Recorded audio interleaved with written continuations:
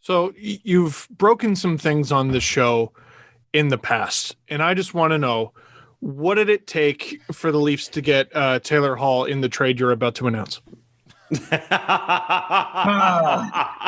on our show right now? Well, look, that makes a lot of sense. The only part that doesn't make sense or doesn't make this easy is the cap situation. I think that let's look at Buffalo in general. We know that the shop is open. I mean, come into the convenience store and look around, and what do you want? Any team that might want Taylor Hall is going to have trouble, because I assume it's really only contenders that would be in the market for him. Who's going to be able to fit even a $4 million cap hit under their ceiling, which is Buffalo retaining half that salary. I mean, if we just go through the contenders, Tampa, Vegas, who else you got on there? Colorado, like they're all teams that are using LTIR.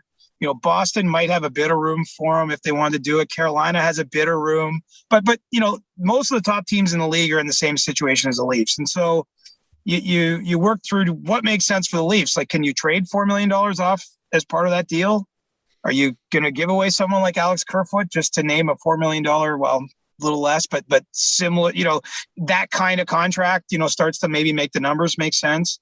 The other thing that could happen here, which happened in Chicago, I believe, maybe the year they got Antoine Vermette at the deadline, is Patrick Kane went on long-term injured reserve for the rest of the regular season and then was activated for the playoffs. If the Leafs had an injury, which obviously no one's cheering for, but, they could potentially go above the cap to bring in someone like Taylor Hall and then activate that player come playoff time. So there's ways it could happen, but as we're sitting here right now, March 8th, I believe it is, there's more reasons to say it's not going to happen than to say that it will. But, I think Taylor would want to come here. It makes a lot of sense. Look, the Leafs could definitely use another top six left winger. They could definitely use an impact player. They could definitely use a guy who's got a house in Toronto. Taylor, I'm imagining, I haven't talked to him. I actually haven't asked his agent, so this is just my opinion, but I don't think it's a bold one to say. Probably wouldn't mind a chance to compete for the Stanley Cup and whatever's happening with the Sabres. So, there's a fit there from 10,000 feet. I just don't know if all the details are going to line up the way they need to make that trade work. Chris, with the trade deadline looming, there's been a lot of rumors about the fact that there aren't going to be a lot of buyers this year. Like most of the teams, I think it was Pierre LeBrun who said, majority of the teams that are in contention for the playoffs right now that are almost certain to make it are teams that do not have the green light to spend anyway, even if they did have the cap room. Like, you maybe look at a Carolina. I know Tom Dundon's the kind of guy who's like, you know what, screw it, let it ride. But even Tom Dundon can't run away from the fact that COVID has had a pretty nasty effect on the economy, and a lot of these teams are hurting, and there's no fans. I mean, what do you think the situation in terms of buyer's market versus seller's market? Are we going to have too many teams selling, not enough buying come trade deadline, or is it going to be the other way around, which it normally is? I just don't think there's going to be enough buying in general for the reasons you mentioned. But keep in mind, like, sometimes what is there, like 40 trades on that day? And I get some of them are like your sixth defenseman for a 6th-round pick. Like, they're not trades that grab a big headline on sportsnet.ca. But, I think you're going to see less of those even because, sometimes teams make that trade not thinking they can win the cup, but they want to get the playoff dates, right? Because that's more revenue for their owner. Well, I know we're starting to get fans and small percentages in the U.S., but making the playoffs right now, it might cost the team more than revenue they can draw from selling tickets in their building. Which isn't to say teams want to miss the playoffs on purpose, but I think there's less incentive to even roll the dice just to try to get playoff games if you're on the bubble there. And so, the contenders, as I already outlined, basically all the teams, like whatever the list we could say of the top 5 teams to win the cup, and we might not have complete agreement on this call among who's those 5 are, but those teams don't have any cap room anyway.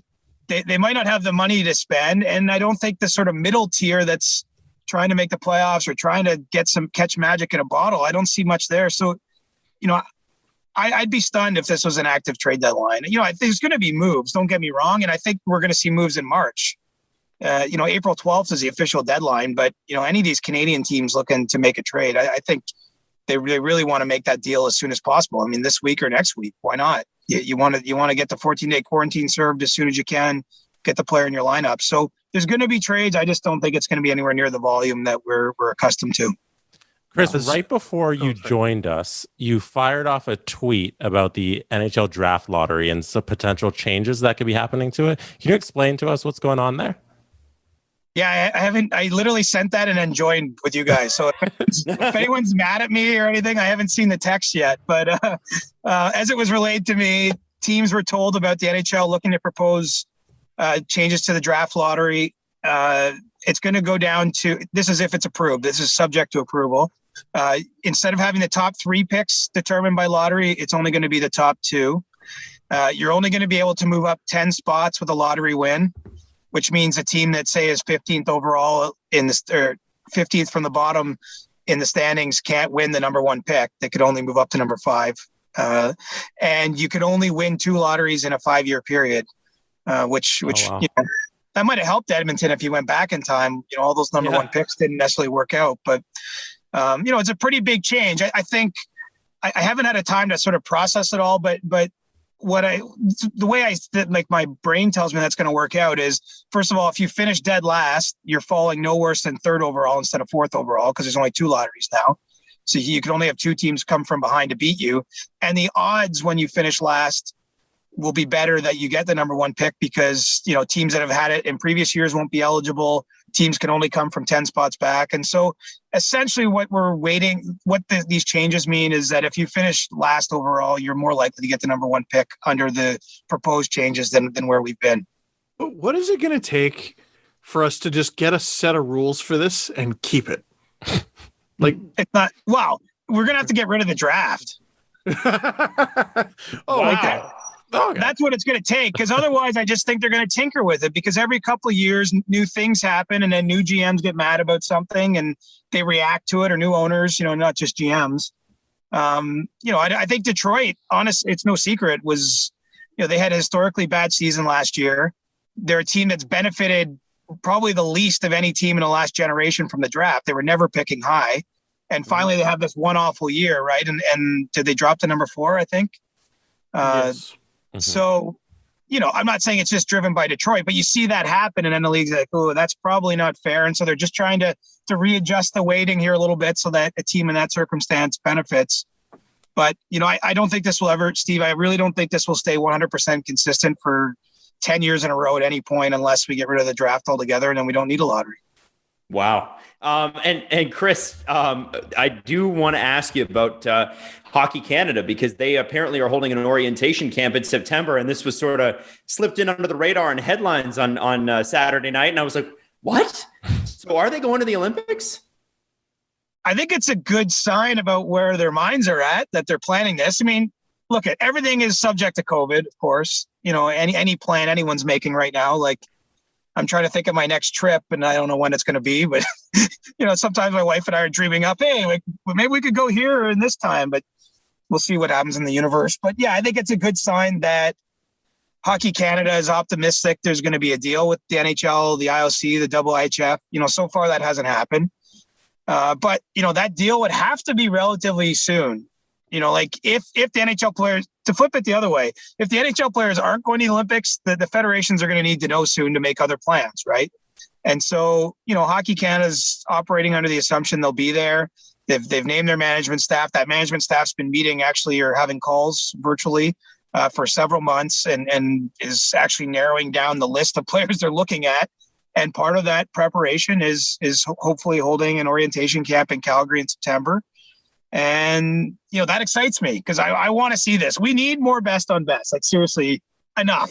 I'm getting old, man. See the gray in this beard? I'm only going to be able to see so much of this stuff while I'm still walking the earth. And so we've been denied too long. I want to see the generation of stars. And, look, the Olympics are a little problematic for a couple regions. Beijing has raised some human rights issues. I don't know where COVID will be at. I mean, I don't even know. Is the Tokyo Olympics happening this summer? Well, who knows? They said they're doing it with no international fans, so it's still planning to go on. Right. So selfishly, if there's a Beijing Olympics, Jesse, can I go? Can I cover it? I don't think so, no. If there's a Beijing, probably. Next year. Oh, next year, I would think so. Yeah.